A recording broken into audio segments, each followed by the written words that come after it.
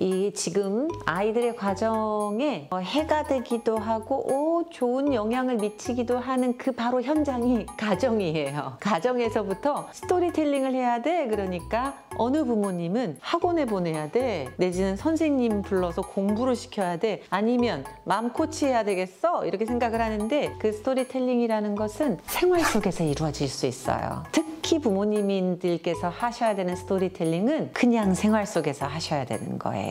쉽게 말해서 밥을 먹을 때 오늘 엄마가 고등어 반찬 했네. 이건 고등어라고 해. 고등어는 뭐 어떤 걸까? 생선? 어류? 그러니까 어려운 말을 가리킬 때 어류라고 하고 그냥 쉽게 말하면 생선이라고 하잖아요. 그런 말들 속에서 모두 다 엄마가 하는 말들 속에서 지식이 담겨 있고 정보가 담겨 있고 그걸 엄마하고 대화를 하면서 이렇게 이야기를 펼쳐나가는 과정 자체를 스토리텔링이라고 해요. 첫 번째, 그러면 아이들은 이 생선 하나, 고등어 하나 가지고 엄마랑 알콩달콩 얘기를 한 것 자체가 능력으로 자리 잡혀요. 그게 생각 습관이 되는 거예요. 누구랑 얘기할 때는 이렇게 이야기를 펼쳐나갈 수도 있구나. 그리고 엄마가 저렇게 얘기를 해주니까 고등어 맛이 더 맛있어져. 밥맛이 더 있어져. 이게 연동돼요. 그 밥상머리의 느낌이 엄마가 얘기해주는 그 순간의 느낌이 음식 맛하고도 연동되고 감성, 정서하고도 연결되고 뇌에도 자극이 되는 거니까 얼마나 돈이 절약이 됩니까?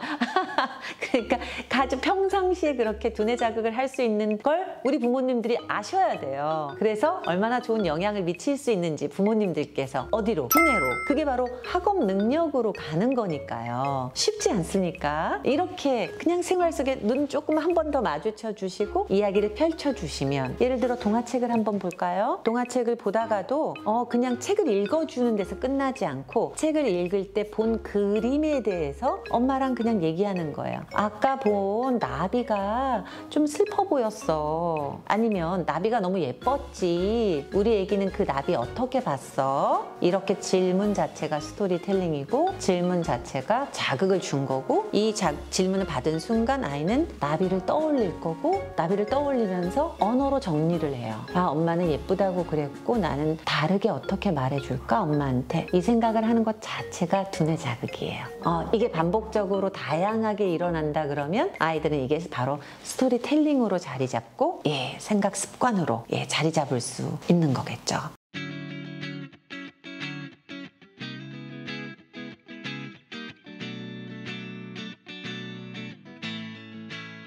조금 아까 커피를 마실 때 그 커피가 어디에 담겨 있었어요? 무슨 컵이었어요? 유리컵이었어요. 유리컵은 얼마나 길었어요? 이 정도? 이 정도? 그랬어요? 유리컵 안에는 무엇이 있었어요? 커피와 얼음과 빨대.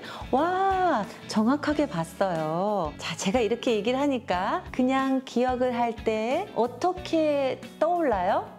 눈앞에 아까 본 유리잔과 커피와 얼음과 빨대가 떠올라요. 이게 기억력을 자극하는 질문이었고 이걸 보고 창 활성화라고 얘기해요. 여기에 아까 본 걸 지금은 내 눈앞에 없어요. 근데 여기에 떠오르게 하는 거예요. 그 떠오르게 할 때 첫 번째가 질문이에요. 애기들한테는. 어른들은 의도적으로 나의 목적을 위해서 내가 생각하여 떠올리게 할 수 있어요. 근데 이게 습관이 안 되면 쉽지 않습니다. 근데 어렸을 때 계속 질문을 해주는 거예요. 아까 엄마랑 시장 가서 뭐 봤어? 먹는 거였다? 그게 뭐였을까? 뭔데 엄마? 둥글어. 이렇게 생겼어. 그게 뭐였을까? 뻥튀기. 와, 그래. 뻥튀기는 무슨 색깔이었어? 그랬어. 얼마 냈어? 뻥튀기는 표면이 어땠어? 그러면 아이가 계속 그 뻥튀기를 이 앞에다 꺼내놓는 거예요. 자, 그 뻥튀기를 계속 꺼내놓을 때 아이는 점점점 아까 그 현상으로 들어가요. 장면으로. 그러면서 강하게 뻥튀기를 여기다 형상화시켜줘요. 이걸 창활성화 또는 영상화 작업이라고 합니다. 자, 그런데 처음에는 뻥튀기가 그냥 이렇게 생겼다. 근데 뻥튀기 표면이 어떻게 생겼어? 이렇게 물어보면 표면에 먹었던 느낌이 나요. 울퉁불퉁하고 쩍쩍 입에 붙고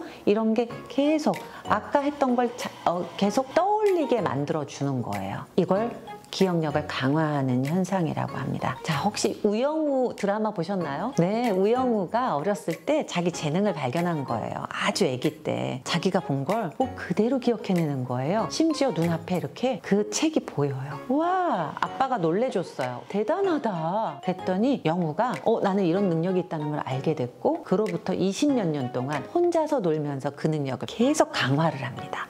기억력이 엄청나게 뛰어나졌죠. 여러 가지 기억력 트레이닝이 있지만 제가 오늘 시간 안에 다 말씀을 못 드려서 제가 창활성화 기법만 설명을 드렸어요. 우영우도 사람이기 때문에 그 친구가 가능하면 우리도 가능해요. 근데 그걸 누가 물어봐 주지 않아요. 그래서 애기들이 한 번 보고 다 이 정보를 날리는 거예요.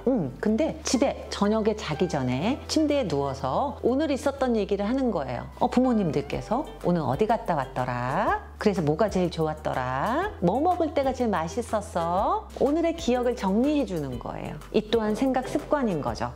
그랬어. 근데 이 친구는요, 아까 경험했던 걸 저녁에 다시 떠올렸기 때문에 기억력이 강화된 거예요. 그러면 이 기억은요, 10년 뒤에도 납니다. 아주 생생하게.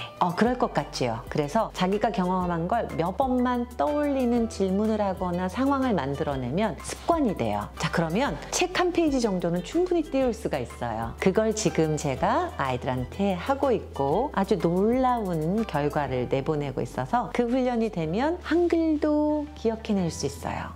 내가 아까 금방 본 거 여기다가 왜하스 왜 그래 왜 같지 왜가 다른 그림이었어. 그림처럼 떠올리고 나중에는 충분히 정확하게 글자를 볼 수 있는 능력이 되거든요. 그건 수학을 할 때도 도움이 되고 모든 교과목에 도움이 되는데, 교과목을 떠나서 생활할 때, 일 처리를 할 때 굉장히 뛰어나고 무엇보다 나중에 치매 걸릴 확률이 적어듭니다. 그래서 스스로 나이가 들면서도 뇌를 스스로 자극할 수 있고 활성화시킬 수 있는 능력으로 자리 잡을 수 있죠.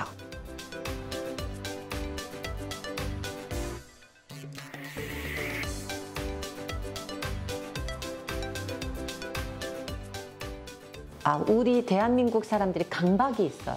질문하면 정답을 내줘야 된다고 생각하는 강박. 거기부터 지옥이 시작되는 거예요. 왜냐고 물어보는 것이 지옥을 만드는 게 아니고 그 질문을 들은 어른들이 지옥을 만드는 거예요. 정답은 필요 없어요. 정답이 함께 물어보면 돼요. 진짜. 그렇게 하면 되나요? 네. 왜?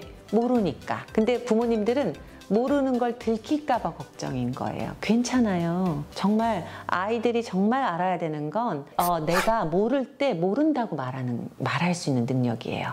내가 아닐 때, 실제로 저는 애기들이 자주 뭔가 이렇게 가져가는 걸 많이 봤어요. 이제 우리는 훔친다 이렇게 얘기를 하는데, 훔칠 목적이 있는 게 아니고요. 그냥 궁금해서 가져가는 거예요. 이게 죄의식이 있는 게 아니거든요. 그냥 가져가고 싶은 거예요. 그럴 때 어른들은 이미 훈련됐어. 교육된 거지. 저건 나쁜 거. 그 나쁘다는 생각을 얘한테 투영하는 거예요. 너 나쁜 애. 절대 그게 아니고요. 그냥 물어보면 돼요. 이거 누구 거?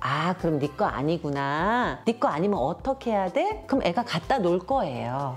잘했어. 칭찬으로 끝날 일을 죄의식을 심어주면서 끝내버리면서 이제 지옥을 만들기 시작하는 것과 같습니다. 그래서 왜냐고 물어볼 때 모르는 건 그냥 모르는 건데, 몰라 하면 아이가 두뇌 자극이 안 되겠죠. 그러니까 엄마가 그건 아직 모르는데 우리 어디 가서 물어보면 좋을까? 라고도 물어보시면 돼요. 그래서 아이한테 물어보면 아이가 정말 재미난 생각을 많이 해내요. 그래서 모를 땐 아이한테 물어보시면 됩니다. 어떻게 하면 이걸 찾을 수 있을까? 이건 어디 가서 물어보면 좋을까? 네, 물어보는 훈련이 잘 안 되시는 겁니다. 그래서 유아교육이 중요한 거죠. 네, 물어보는 훈련을 잘 배울 수도 있습니다. 유아교육에서. 네.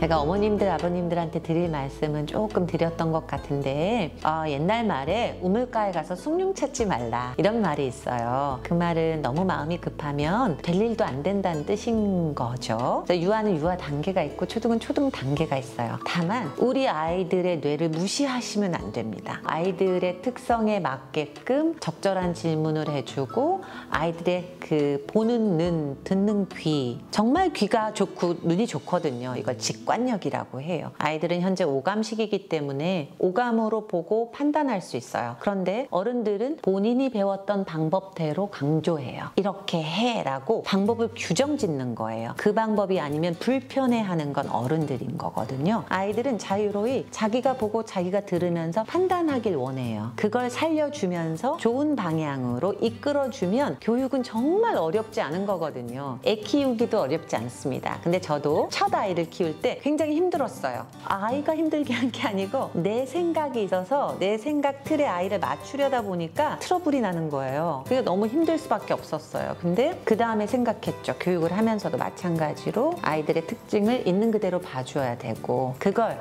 아이들이 못하는 부분을 연구해서 내가 한 번 더 물어봐주고 한 번 더 떠올리게 하면 되는 거구나를 정립할 수 있었습니다. 특히 뇌 연구를 하면서는 더 그걸 알게 된 거예요. 그래서 우리 부모님들도 너무 급하게 생각하지 마시고 아이들의 특징을 잘 관찰하면서 도움을 줄 순간에 도움을 주시면 굉장히 효과적인 결과를 나타낼 수 있습니다.